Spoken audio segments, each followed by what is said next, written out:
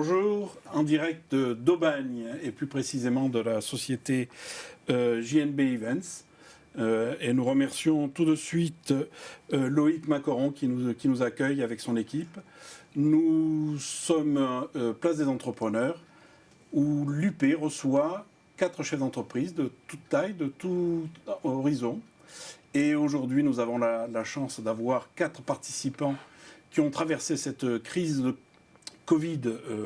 Nous nous expliquerons comment. Aujourd'hui, nous allons parler positif. Nous sommes des gens positifs à l'UP et l'intérêt, c'est de voir comment on peut se propulser demain après avoir vécu cette situation un petit peu difficile. Nous allons commencer un petit tour non pas de table, mais de cercle avec Hélène qui va nous expliquer un petit peu comment est son entreprise, comment elle a vécu et ce qu'elle produit notamment. Hélène. Bonjour, moi je me présente, Hélène Broquet, je dirige la société Créap. On est créateur et imprimeur d'étiquettes adhésives à Napoléon sur Aubagne. On travaille avec des secteurs d'activité assez diversifiés, notamment le vin, la cosmétique, l'alimentaire, un peu d'industrie et des spiritueux. Donc on est une PME de 10 personnes. Superbe. Alors, le roi des épices. Bonjour. Dis-nous tout. Bertrand Cosset, je suis le directeur général de Cepasco. On est une entreprise de 70 personnes et on est le numéro 3 français des épices. On vend nos épices dans le secteur ethnique, dans le secteur de la restauration et de la grande distribution. Merci. Anne ? Oui, bonjour, Anne Galland, Société Senteur du Sud. Donc nous, on est une TPE. On fait des cosmétiques bio et des parfums naturels et des produits hydroalcooliques aussi, du gel hydroalcoolique en cette saison de Covid. Merci. Stéphane. Bonjour Didier. Stéphane Vimez, donc j'ai la chance de diriger le Méhari Club Cassis, donc une PME de 70 personnes qui est connue pour la restauration des 2 chevaux et des méharis, mais dont le métier est aujourd'hui la production de pièces détachées pour tous les passionnés qui pendant le confinement ont pu bricoler sur leurs autos. On est basé à Cassis. Super. Donc l'idée, comme on l'a dit tout à l'heure, c'est de faire part de l'expérience du vécu, donc la période Covid 1, Covid 2, il n'y aura pas de 3, ça c'est sûr, hein, on va dire comme ça, et de faire profiter, de nous expliquer comment vous avez traversé cette période en essayant de transmettre auprès de nos adhérents, et pas que nos adhérents, mais toute personne qui va regarder cette émission, ils sont nombreux, cette envie et cette joie de travailler et d'être entrepreneur. Hélène. Alors, nous, on a traversé le Covid, on ne s'est pas arrêté. Ça a démarré à une période où nous, on a une activité qui est très forte. Donc, on a vécu les 3 mois de confinement avec un planning qui était quand même assez chargé. Il a fallu répondre aussi aux besoins de nos clients dans la cosmétique qui ont fait du gel. Donc ça s'est fait la plupart du temps en catastrophe, les fichiers au dernier moment. Il a fallu réaliser en 2-3 jours. Donc ça a été une autre façon de travailler en fait. Il a fallu travailler dans l'urgence et être présent, être réactif. Ensuite, il y a eu d'autres secteurs d'activité aussi comme l'alimentaire où ils ont eu de très belles progressions. Tous les secteurs d'activité comme le vin, ça a été un petit peu plus compliqué. Il y en a qui ont réussi quand même à sortir leur épingle du jeu. D'accord. Stéphane, la production de méhari. Alors la production de méhari, alors fort heureusement pour nous, on n'a pas été pas ou peu impacté. Il y a eu ce moment de flottement effectivement fin mars où je dirais que par rapport aux annonces, les gens se posaient pas mal de questions.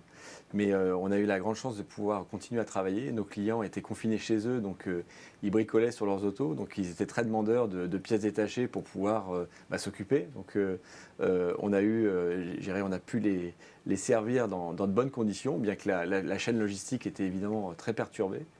Donc ça, c'était un point important. On avait eu la chance d'avoir entamé une transition vers le e-commerce qui nous a évidemment bien servi parce que nos ventes par Internet ont complètement explosé. Donc on venait juste d'investir dans un nouveau bâtiment qui nous a permis de répondre positivement. Donc le e-commerce, ça a été un point important pour nous dans ce moment-là.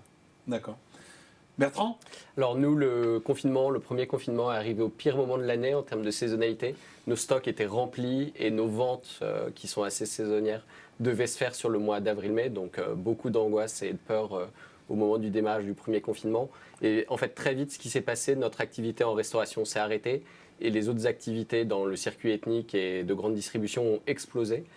Nos équipes ont répondu présent, à la fois dans l'usine, dans la logistique et les commerciaux de terrain. Donc ça a vraiment été un vrai point fort de Cepasco.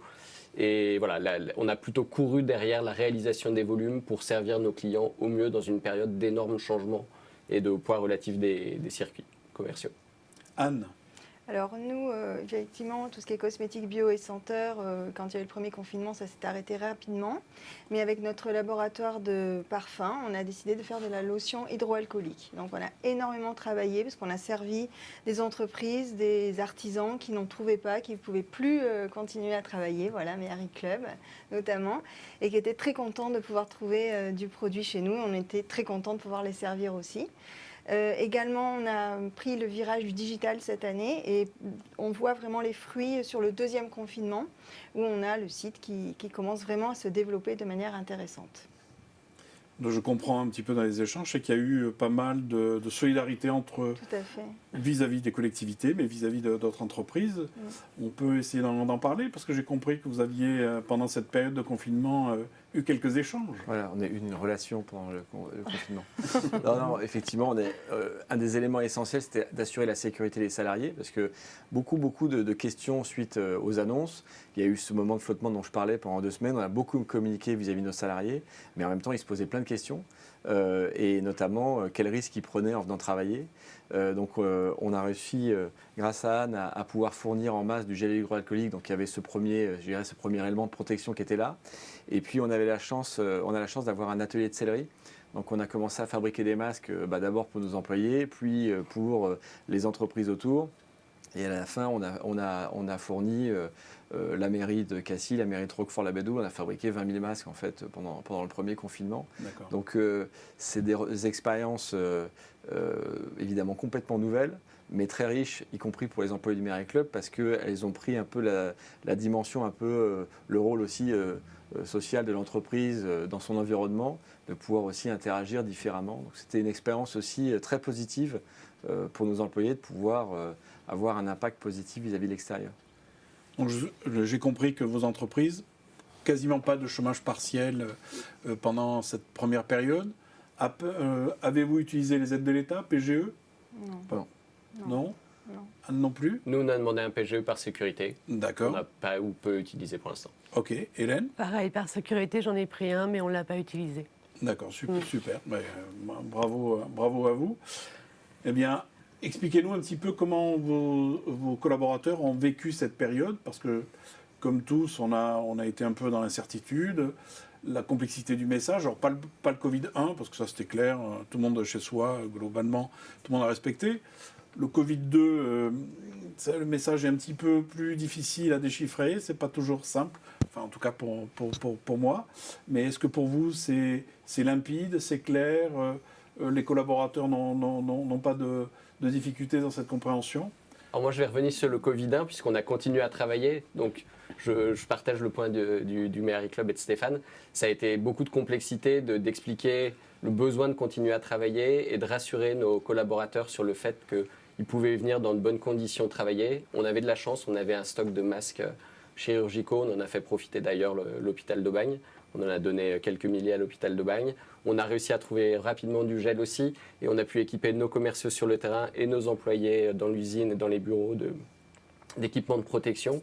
Mais je pense que le premier confinement a été plus dur à gérer en termes d'expérience et de complexité que le second. Le second, on va dire, on était plus dans la continuité du premier et moins d'inquiétude et moins de questions. Très rapidement, quelque chose qu'on a fait aussi, on s'est engagé à verser une prime pour nos employés et nos intérimaires avant que le gouvernement ne communique dessus. On l'a fait. Nous, le but, c'était vraiment de faire en sorte que nos employés aient la motivation de venir dans l'usine et à leur poste tous les jours, puisqu'on était dans une période d'explosion des ventes et on avait absolument besoin que tout le monde soit là. Super. Hélène, ton expérience? Moi, je dirais que le premier Covid était plus compliqué à vivre. Le deuxième, c'est presque de la routine. Mais c'est vrai qu'au départ, moi, j'ai eu les mêmes problématiques. C'est-à-dire que la question de se poser, est-ce que c'est légitime de continuer à travailler? Est-ce qu'on fait prendre un risque à nos salariés? Donc je pense qu'il y a eu 15 jours de flottement où ça a été très compliqué. Et puis après, on met en place les précautions sanitaires, on se rend compte, nous on s'est réorganisé, normalement on est en 2-8, on est passé en 1-8. En fait, j'ai organisé le travail sur 4 jours au lieu de 5, histoire d'avoir un espèce d'équilibre entre le confinement et la vie au travail. Et puis finalement, les choses se sont installées naturellement. Et puis après, les gens étaient même contents de venir travailler plutôt que de rester chez soi, à la maison. Moi, c'est les retours que j'ai eus à la fin du confinement. Des expériences des collaborateurs? Oui, effectivement, sur le premier confinement, c'était un petit peu la nébuleuse. On ne savait pas combien de temps ça allait durer. Le deuxième, c'est vrai que c'est en partie en télétravail, en partie en présentiel, parce qu'effectivement, je crois qu'il y a cette volonté de sortir et de sortir de chez soi et de ne pas rester tout le temps pour le travail et le reste à la maison. Stéphane? Ouais, expérience vraiment très, très similaire sur ce premier confinement. Beaucoup de doutes, d'interrogations sur les 15 premiers jours. Je me rappelle, on me disait on est puni, on doit venir travailler. C'était ça ce qu'on entendait. Et par contre, évidemment, au bout de 15 jours, c'était le phénomène inverse, c'est que tout le monde était content de pouvoir sortir de chez soi. Donc il a fallu gérer ça. Globalement, je trouve que ça a resserré les équipes ensuite. Donc on est sorti du confinement du premier avec plutôt une bonne atmosphère. Le deuxième confinement, c'est, je trouve, un petit peu plus compliqué parce qu'on est à la fois confortable parce que c'est la routine, les gens savent les mesures qu'il faut prendre. En même temps, il y a quand même une circulation du virus qui est quand même un peu plus présente qu'au premier. Donc c'est quand même plus une réalité sanitaire que ce qu'était le premier. Donc il y a quand même ça qui joue derrière. Et puis il y a tout le débat sur le télétravail où il y a ceux qui veulent le multiplier à outrance, d'autres qui préfèrent venir au bureau. Et on n'a pas complètement trouvé l'équilibre. On n'est pas complètement équipé parfois en termes d'informatique. Donc on a tout. Aujourd'hui, c'est un peu ce sujet-là. Aujourd'hui, c'est quelle approche on se donne par rapport au télétravail dans le futur. Parce que j'espère qu'il n'y aura pas de troisième confinement. Mais ça fait quand même évoluer les réflexions de nos employés sur la part du télétravail dans leur futur, quoi. Alors, il est certain que cette première période, on a découvert, on l'a pris de plein fouet et d'une manière abrupte. Et puis là où le télétravail n'était pas possible, on s'aperçoit qu'on peut. Ceux qui étaient plutôt réticents ont ouvert ces opportunités-là. Dans des entreprises que je côtoie, beaucoup veulent retourner au travail parce que le télétravail n'est pas toujours possible à la maison, avec les enfants, avec la vie familiale. Voilà, et on est en train de découvrir, c'est un nouveau monde, donc l'intérêt c'est ça, c'est d'apprendre et d'arriver à se projeter. Alors si on se projette, l'avenir, Hélène, dis-nous comment toi tu vois les choses. Moi, je reste plutôt optimiste quand on voit le regain d'activité qu'il y a eu après le premier confinement. Tous les feux étaient ouverts, donc moi, j'ai pas d'inquiétude particulière. Je pense que les choses vont repartir. Super. Nous, on est dans la même situation. On voit une fin d'année qui reste bonne et bien orientée. La question qu'on a, c'est qu'est-ce qui va rester dans les habitudes des consommateurs de cuisiner à la maison, dans notre cas de figure, ou pas, et comment est-ce que le monde va rechanger dans les 6 premiers mois de l'année 2021. Donc on sait que ça rechangera. On ne sait pas exactement où on va réatterrir, mais on est plutôt confiant et optimiste sur l'année 2021. Super. Stéphane ? Moi, je suis positif aussi. Je crois à la théorie du rebond pour l'année prochaine. Ça, c'est une chose. Je pense que ça a aussi fait prendre conscience à beaucoup de consommateurs des valeurs artisanales, du fabriqué en France et tout, qui sont des valeurs qu'on porte. Donc, c'est plutôt positif cette période parce que les gens aussi se sont penchés sur la façon dont ils consommaient. Pour beaucoup d'entreprises françaises, je pense que c'est très positif. Donc on va voir évidemment comment ça se transforme, mais il y a des éléments à prendre qui donnent de l'optimisme. Anne ? Je reste positive aussi, puisqu'on voit effectivement que ça redémarre. Mes clients qui sont initialement des boutiques, puisque la cosmétique bio et les senteurs, c'est plutôt des boutiques et des hôtels, donc j'espère qu'ils vont réouvrir rapidement. On voit qu'au niveau des boutiques, déjà, ça marche bien, ça redémarre bien, et nous, on prépare une bonne fin d'année, là. Alors on a parlé de vos entreprises, mais votre environnement, vos fournisseurs, vos clients, Donc Anne, tu viens d'en parler. A priori, on attend ce rebond, mais pas d'inquiétude. Est-ce que vous êtes rapproché plus sur des fournisseurs de proximité, ou est-ce que les schémas sont restés les mêmes? Alors nous, on avait déjà commencé il y a à peu près 1 an ou 18 mois à lancer des gammes locales et des gammes de produits bio. Donc ça, on l'a continué, on l'a réaffirmé. On voit que les consommateurs sont preneurs et intéressés par ces sujets-là. Le gros point d'inquiétude pour nous, et c'est un point qui est partagé, c'est la partie hôtellerie-restauration. On sait qu'ils ont beaucoup souffert et quelle va être leur capacité à rebondir dans le début d'année 2021 et comment est-ce que nous, on sera ou pas capable de les accompagner. Voilà, c'est vraiment notre point d'inquiétude majeur. D'accord, donc, mais sur les réseaux, donc tes fournisseurs? Mes plutôt fournisseurs, alors proximité? c'est vraiment des fournisseurs du monde entier. Après, nos épices viennent du monde entier. Hein. Là, on a eu de la complexité en termes avec certains pays dans les démarches administratives.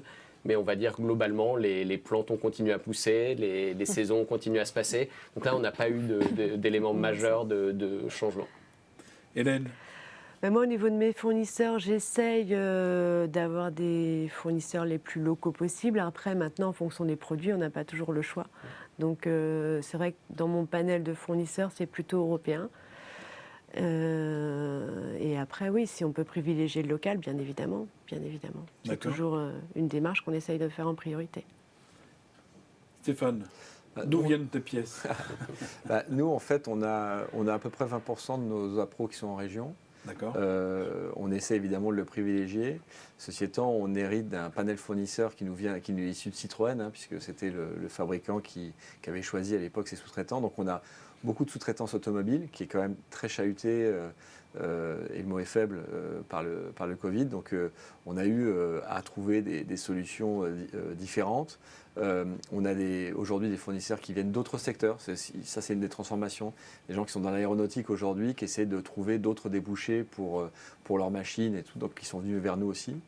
Et puis en aval, il y a tout l'aspect logistique qui a été hyper mis sous contrainte par les 2 périodes de Covid, et par le phénomène de bascule vers le e-commerce. Et c'est très compliqué pour eux parce que ils ont des effectifs toujours quand même un peu réduits et ils ont un afflux de volume. Et donc pendant le Covid, ça a été très tendu. Moi, j'étais admiratif de leur capacité de réorganisation, d'adaptation, parce qu'il y avait des choses qui étaient, je pense, ingérables, et ils ont réussi quand même à s'en sortir. Je pense qu'on a la chance d'avoir, je pense en France et en Europe en général, des circuits logistiques aussi robustes, parce qu'ils ont une capacité d'adaptation et pour reprendre tout ce flux dans des conditions difficiles. Donc ça, c'est, je pense, une force qu'on a, dont on a tous pris un peu plus conscience liée au Covid.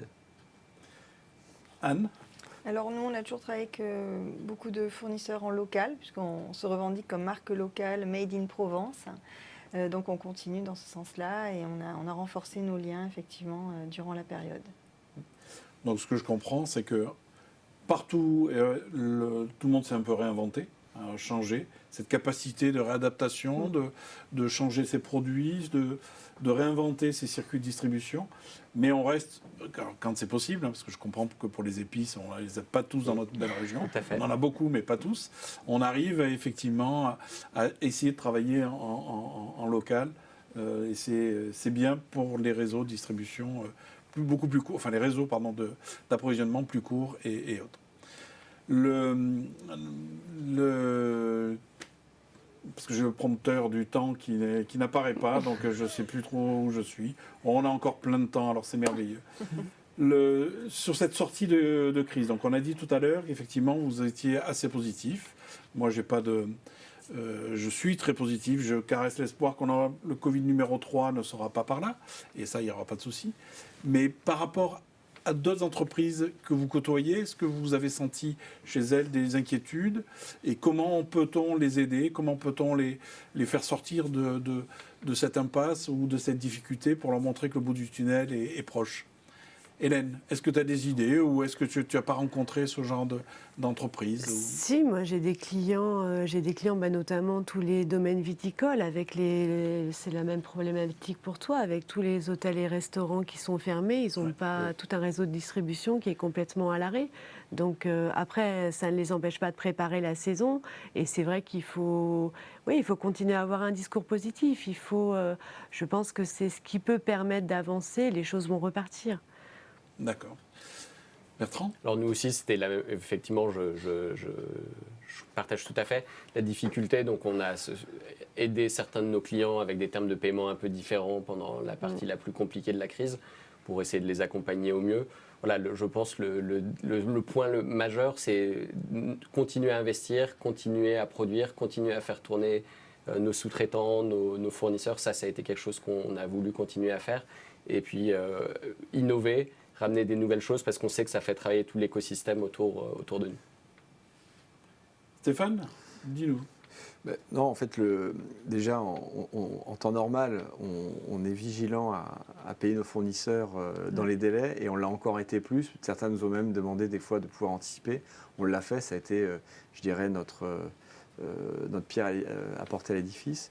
Mais c'est sûr qu'effectivement, dans nos fournisseurs, notamment issus du secteur automobile, certains ont connu des difficultés importantes. Bon, ils ont été heureusement quand même un peu accompagnés par les dispositifs. Quand ils ont pu en profiter, ça a été un soulagement et ça leur a permis de survivre. Donc ça, c'était quand même un point positif dans la crise. C'est qu'il y a eu des dispositifs mis en place qui ont permis à pas mal d'entreprises de pouvoir les traverser. Donc c'est sûr que nous, on a envie de...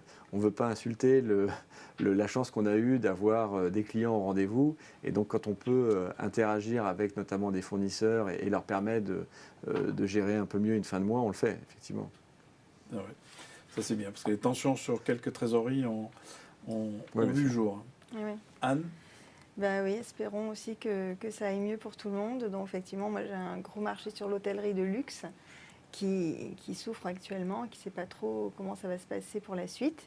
Mais voilà, on espère la réouverture prochaine, peut-être avant les fêtes, et de pouvoir travailler avec eux. On leur a même fait des gels hydroalcooliques personnalisés pour certains d'entre eux. Et ils sont sur la table. Voilà. Donc, j'espère qu'on les voit bien à la caméra, mais ils sont par là. Bon, tu nous as pas amené de Méhari, on n'a pas mis sur la table.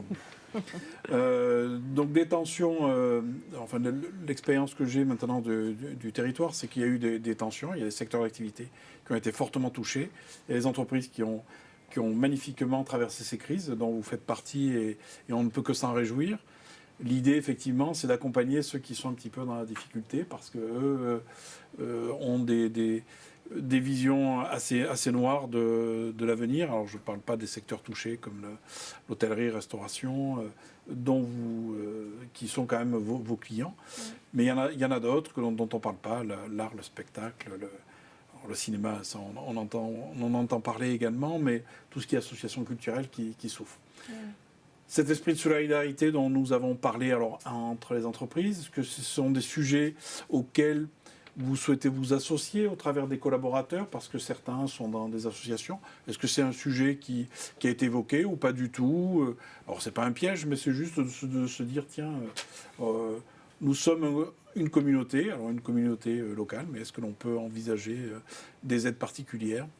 Bertrand, de ton côté? Nous, on a donné et on continue à donner au centre hospitalier d'Aubagne des produits et des cadeaux là, pour leur fin d'année. Voilà, après, je pense que cette année, on a été vraiment concentré dans réussir à passer à travers les changements vraiment brutaux, rapides, à la hausse, à la baisse de nos circuits. On n'a pas eu le temps de se poser beaucoup de questions de fond. On y réfléchira dans le futur, mais on était vraiment dans le faire au jour le jour, plutôt sur l'année 2020. Ouais, d'accord. Anne, éventuellement? Oui, moi j'ai fait quelques dons de bidons de lotion hydroalcoolique, à l'UP, aux écoles des enfants et à d'autres associations. Ouais, superbe. Hélène? Moi j'ai participé, j'ai un client qui a fait du gel hydroalcoolique et qui a fait un don aux hôpitaux de Marseille. Donc moi j'ai participé sur le coût des étiquettes sur 2 mois. J'ai fait des réductions histoire de participer à son action. Et puis après, oui, j'ai aidé aussi un restaurateur qui avait fait une brasserie qui avaient mis en place des coupons de réduction et ils avaient distribué des paniers repas dans les hôpitaux. Donc, des petits dons, mais à notre échelle. Et c'est vrai, comme tu disais, Bertrand, on avait tellement la tête dans le guidon, il fallait avancer, produire, rassurer, qu'on n'a pas eu toujours une pensée peut-être pour le milieu associatif. Mais bon, ça viendra. Stéphane, est-ce que tu as participé également? Alors, on est dans la même démarche, c'est sûr. Nous, on a plutôt, au niveau de l'entreprise, on a fait des dons à l'Institut Pasteur et puis au Resto du Cœur, au travers, y compris en engageant un peu nos clients dessus. En interne entreprise, c'est aussi un sujet, c'est que tout le monde a été hyper sollicité. Et par contre, en termes d'occasion d'être ensemble, d'échanger et tout, la crise sanitaire nous en empêche. Et ça, c'est la façon dont on pourrait engager nos collaborateurs sur des sujets, y compris vers des milieux associatifs. Il y a forcément une demande, parce qu'on voit que les gens sont très concernés par leur environnement. C'est quand même un des effets aussi positifs, c'est que les gens se posent un peu plus la question de ce qui se passe chez le voisin. Ceci étant, c'est très compliqué à mettre en œuvre parce que on est soumis à des règles finalement très strictes. Mais c'est probablement au sortir de cette situation-là, il va falloir beaucoup réfléchir à comment on engage un peu tout le monde dans ces démarches-là, parce qu'on a besoin de recréer un peu de lien, parce que tout le monde est un peu dans son coin, à distance, avec son masque. C'est pas hyper sympa au quotidien. Je pense que pour certains qui ne l'expriment pas forcément, c'est très difficile à vivre. Et donc, je pense que pour nous, en tout cas, c'est le grand chantier d'après-crise sanitaire. C'est comment on recrée aussi de la vie en entreprise, je dirais, quasi normale, hein, parce qu'on l'a beaucoup perdu et il y en a pas mal qui en souffrent beaucoup. Oui, il va falloir recréer du lien. Nous sommes à la fin de cette place des entrepreneurs. Un petit mot de conclusion.